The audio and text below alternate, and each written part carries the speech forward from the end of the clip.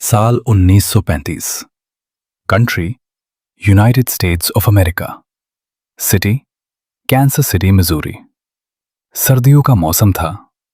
2 जनवरी की ठंडी रात।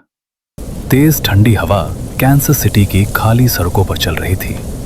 स्ट्रीट लैंप्स की हल्की पीली रोशनी बर्फीली हवा में कंप सी रही थी। और इसी शहर के एक मशहूर होटल में, होटल प्रेसिडेंट, एक ऐसी कहानी जन्म लेने वाली थी। लॉबी के दरवाजे धीरे से खुलते हैं। एक यंग वेल ड्रेस्ड आदमी अंदर आता है। उसका सूट परफेक्टली प्रेस्ड। उसे बिल्कुल भी अंदाजा नहीं था कि वो जल्द ही अमेरिका के सबसे मिस्टीरियस अनसॉल्व्ड केसेस में से एक का हिस्सा बनने वाला है। एक ऐसी कहानी जो आज तक लोगों को हैरान करती है। वो रिसेप्शन पर आकर एक रूम बुक करने की रिक्वेस्ट करता है। होटल स्टाफ उसे एक रूम असाइन करता है और उसे रूम की की दे दी जाती है। और वो रूम था 1046। वो उस रूम में चेक इन करता है और वहीं रहना शुरू कर देता है। दिन गुजरते गए और वो उस होटल में लगभग 3 दिन तक स्टे करता है। होटल स्टाफ के लिए ये बस एक और नॉर्मल गेस्ट था, लेकिन किसी को भी ये अंदाजा नहीं था कि इस रूम में कुछ अजीब होने वाला है। फिर आता है तीसरा दिन। डेट थी 4 जनवरी। उस दिन होटल स्टाफ रूटीन चेकिंग के लिए रूम 1046 की तरफ बढ़ते हैं। दरवाजा धीरे से खोला गया और जैसे ही होटल स्टाफ रूम के अंदर गए, उन्होंने एक अजीब सा मंजर देखा। रूम बिल्कुल शांत था। अंदर कोई आवाज नहीं थी, लेकिन रूम के बीच में रोलन टी ओवन जमीन पर पड़ा हुआ था। वो सीधा फ्लोर पर पड़ा हुआ था। ये देखते ही होटल स्टाफ एकदम से घबरा गए। उन्हें समझ नहीं आ रहा था कि रूम के अंदर आखिर हुआ क्या है। कुछ पल के लिए सब बिल्कुल शॉक में खड़े रह गए। फिर बिना वक्त गवाए होटल स्टाफ ने तुरंत मैनेजमेंट को इन्फॉर्म किया और माहौल में एक अजीब सी खामोशी थी। तुरंत लोकल अथॉरिटीज को इन्फॉर्म किया गया और वहीं से शुरू होती है एक इन्वेस्टिगेशन, जो धीरे धीरे एक गहरा राज बनने वाली थी। पुलिस तुरंत होटल पहुंची। उन्होंने रूम नंबर 1046 का सीन देखा और विक्टिम को भी। वो अभी जिंदा था, लेकिन बहुत बुरी हालत में। देर की गुंजाइश नहीं थी। उसे तुरंत नजदीकी हॉस्पिटल ले जाया गया और यहीं से शुरू हुई एक ऐसी कहानी जो आज तक सवालों में घिरी हुई है।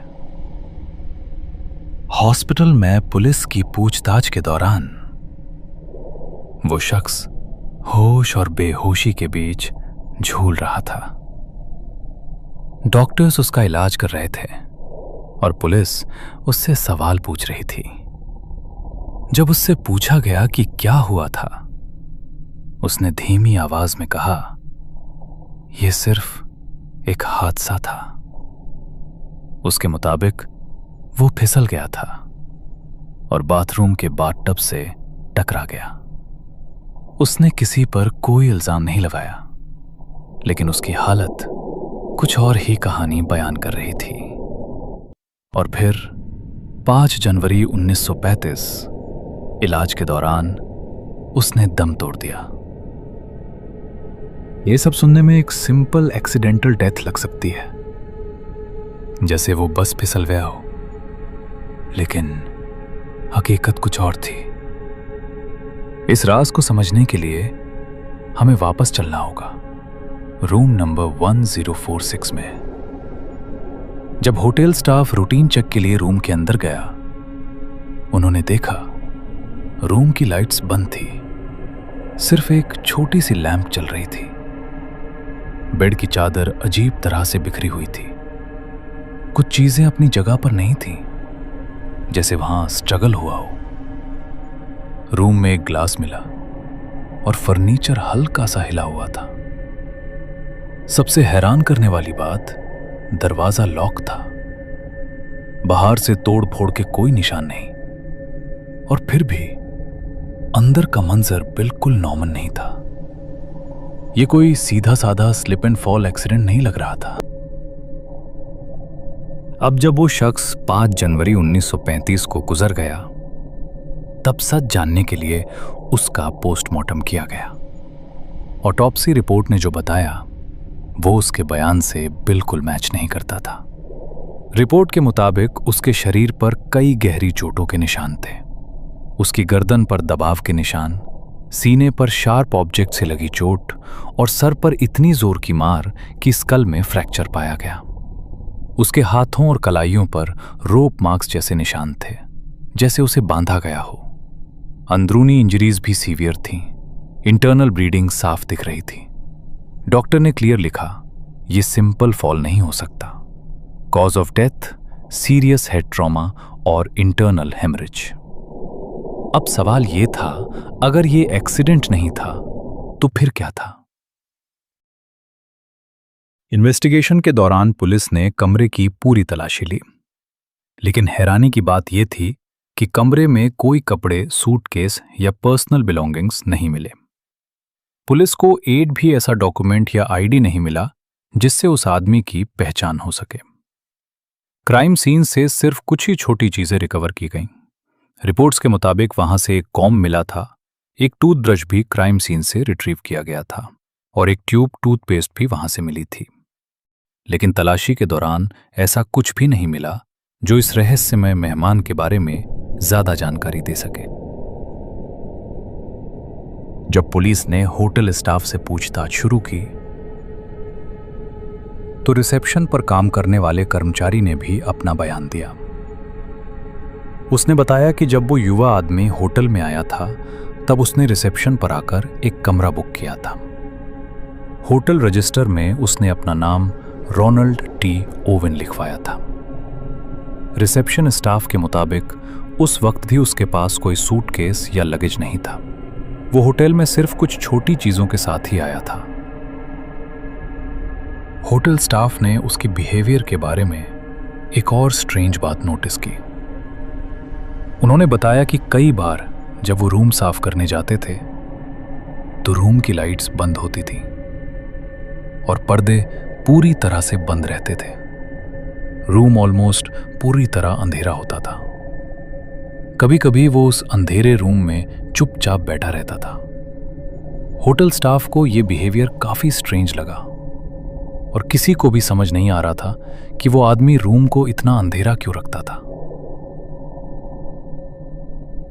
जब पुलिस ने डिटेल इन्वेस्टिगेशन शुरू की तो एक हैरान कर देने वाली बात सामने आई। जिस नाम से वो होटल में रुका था वो रोलैंड टी ओवेन उसका असली नाम ही नहीं था। होटल रजिस्टर में दिया गया एड्रेस झूठा निकला। कोई ऑफिशियल रिकॉर्ड मैच नहीं हुआ, जैसे वो जानबूझकर अपनी पहचान छुपा रहा हो। पुलिस के पास एक लाश थी, लेकिन उसकी असली आइडेंटिटी अब भी एक राज बनी हुई थी और यहीं से रूम नंबर 1046 का केस और भी मिस्टीरियस हो गया। इन्वेस्टिगेशन आगे बढ़ी। न्यूज़पेपर्स में उसकी तस्वीर पब्लिश की गई। पुलिस ने पूरे देश में इंफॉर्मेशन सर्कुलेट की। कुछ समय बाद एक लेटर और आइडेंटिफिकेशन के थ्रू उसकी असली पहचान सामने आई। उसका रियल नाम था आर्टेमस ऑग्लेट्री।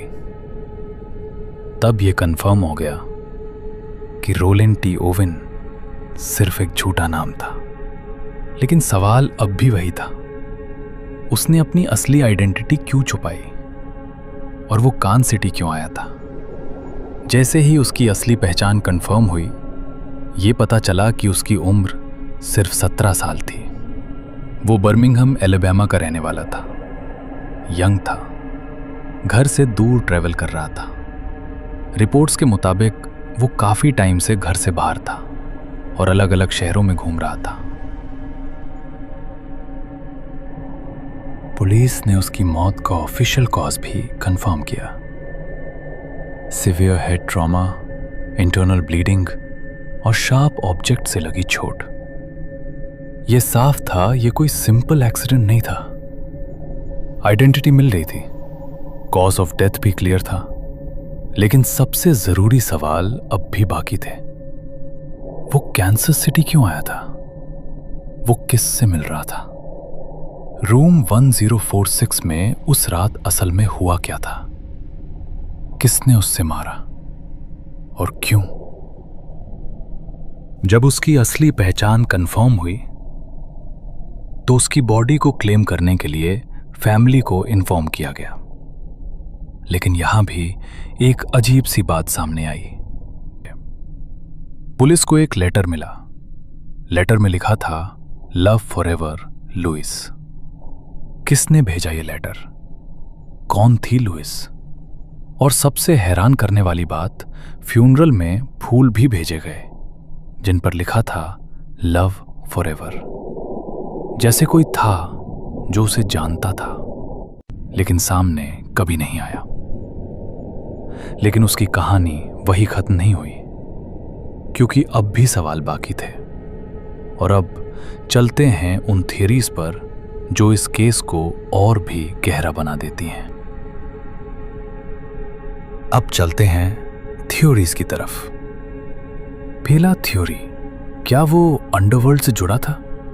क्या वो कैंसर सिटी किसी इलीगल डील के लिए आया था?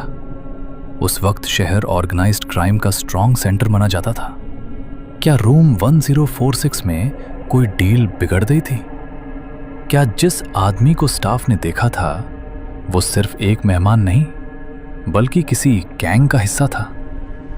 अगर ऐसा था तो शायद उसकी खामोशी भी किसी डर की वजह से थी। थ्योरी नंबर 2, उसके फ्यूनरल के बाद जो घटना हुई। एक अनोनिमस लेटर और पैसे भेजे गए ताकि उसकी बॉडी को घर भेजा जा सके। लेटर में लिखा था कि वो एक लड़की से प्यार करता था। क्या ये लव अफेयर था? क्या वो किसी रिलेशनशिप की वजह से भाग रहा था? थ्योरी 3, मिस्टीरियस आदमी कौन था? क्या वही लास्ट पर्सन था जिसने उसे जिंदा देखा? और सबसे बड़ा सवाल, क्या उसने ही सब कुछ किया? आज तक न वो आदमी मिला न सच। इन्वेस्टिगेशन महीनों तक चली। पुलिस ने कई लीड्स फॉलो किए, कई लोगों से पूछताछ की, लेकिन किसी भी सस्पेक्ट को कभी ऑफिशियली आइडेंटिफाई नहीं किया जा सका। और धीरे धीरे ये केस ठंडा पड़ने लगा। एक आदमी जो फेक नाम से होटल में आया, जिसने 3 दिन तक रूम 1046 में स्टे किया और फिर मिस्टीरियस सर्कमस्टेंस में मर गया।